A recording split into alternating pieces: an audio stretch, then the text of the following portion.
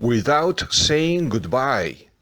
The opposite lives of a workaholic architect and a fiery artist are upended when their chance encounter in breathtaking Peru shifts their views on life. This Peruvian romance film, directed by Bruno Ascenso and starring Maxi Iglesias and Stephanie Cayo, recently released by Netflix this past March 18th, has a weak story that unfortunately is not original at all, as it's simply just one more film that explores the same theme recycled from similar productions. A millionaire young man who meets a woman, in this case a backpacker, who makes him see life from another perspective. So, this film offers nothing new. The only thing that can be considered original in its own way is that the story unfolds in Cusco and other places in Peru. As for the romantic aspect of the story, the film leaves a lot to be desired. Let me explain. All it took was for the young man to meet the woman at night, the very same day he arrives in Cusco, to dance, talk to her a little, and to take 3 shots of pisco with her, and bam! They end up in bed together. To begin with, you can see since the beginning of the movie that there is a lack of chemistry between the 2 characters that makes it even more difficult to believe that they ended up having sex with each other so quickly.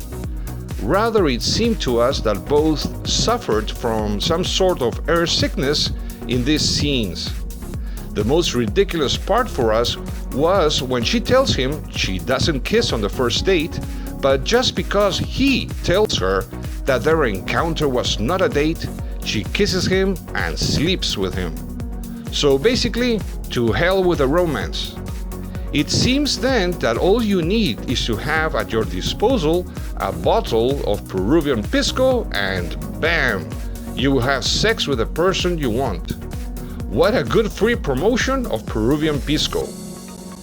Why didn't they start this supposedly romantic movie better? Why didn't they make the 2 protagonists get to know each other better first? They could have made them fall in love or even develop an attraction for each other while visiting the beautiful places in Cusco, and while enjoying it, develop even more the romance, the infatuation between them, and then, only then, let the relationship reach the climax by having them have sex together. This would have been more believable and would have helped the romantic aspect of the story even more. Who knows why they didn't do it? Well, as for the production elements such as cinematography, set designs, and soundtrack, these are decent but far from being spectacular. There have been many negative reviews about these 3 elements of the film. In our opinion, they could have done a better job of showcasing the beauty of the city of Cusco, especially of the ruins at Machu Picchu, and of the other landscapes and places shown throughout the film. We liked more a promo video made by Marca Perú a few years ago that promoted tourism to Peru than what this film shows. We leave you the link to this video in the description. As for the cast performances, the most outstanding one is that from the actress Wendy Ramos. Stephanie Cayo's performance seemed average to us, and in some parts it seemed not credible and actually rather bad. Maxi Iglesias doesn't stand out either, but at least he acts better. There are some supporting actors who act well, but others that act lousy with dull, crude, and bad performances, such as those who play the characters that the young man befriends in Puno. They act like actors found in eBay or Craigslist. There are many other things we could say and discuss about the film, but we don't want to lengthen the video unnecessarily. For us, this movie was average in its entirety, and that's why we give it 2 stars out of 5.